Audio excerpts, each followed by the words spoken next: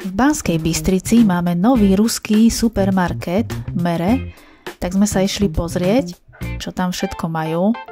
Keď tam vojdete, vyzerá to trošku chaoticky, v strede majú všetko uložené na paletách, ako môžete vidieť, a po bokoch sú regále.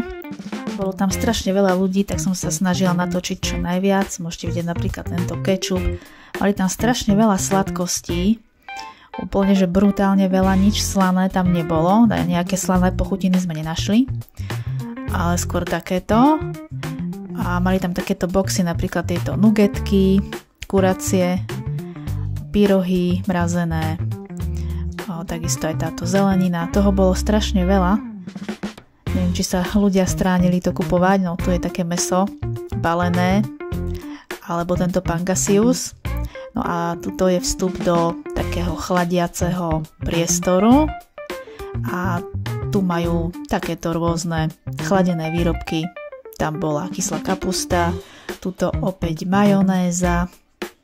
No a keďže je to ruský obchod, nie sú tu len ruské výrobky, sú tu aj poľské výrobky, české, niečo z Ukrajiny, z Lotyšska napríklad.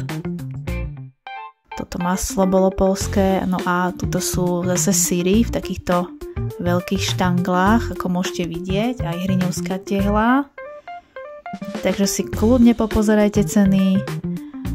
Tuto je takýto syr na spôsob fety. No a mali toho naozaj požehnanie, hlavne týchto párkov, ľudia, tak tých tam bolo naozaj, že neúrekom, ako môžete vidieť v rôznych štanglách, aj v rôznych veľkostiach. Rôzne klobásky alebo aj takéto ochutené mäsa, no neviem, či to niekto bral. Bolo toho naozaj veľa, no a vysvetlite mi, že študentské párky v plyne, čo to znamená v plyne? Aká je to procedúra výroby? No a tu to zase takéto rôzne klobásky a párky, veľmi veľa, naozaj veľmi veľa, no kto vie z čoho sú vyrobené. No a tuto som našla ešte aj špekačky. Už som vyšla z tej chladiacej miestnosti a chcela som pozrieť, aké majú vody, tak napríklad tie čaje, magnéziu, ale také ako kola alebo také, čo my poznáme, tak tam nemali. Ale čo ma prekvapilo, mali tam strašne veľa rýb v konzervách a tieto sokry poznám, tie sú celkom chutné. No a tu ma zaujala táto nátierka, že pochuťka z vareného mlieka s cukrom. No ďalej, čo tu máme, sú tieto koreniny a to ma aj zaujalo. Majú ich v rôznych balíčkoch, takže toto určite budem využívať. Prídem si sem nakúpiť aj koreniny vo veľkom, sú tam aj 500 gramové balíčky, takže na parádu. Pre takých kuchtíkov ako ja. No tu mali aj bifonky, si predstavte. A ďalej z Čiech takáto konzerva, trenčiansky párek z fazolí. Takže takéto zaujímavosti.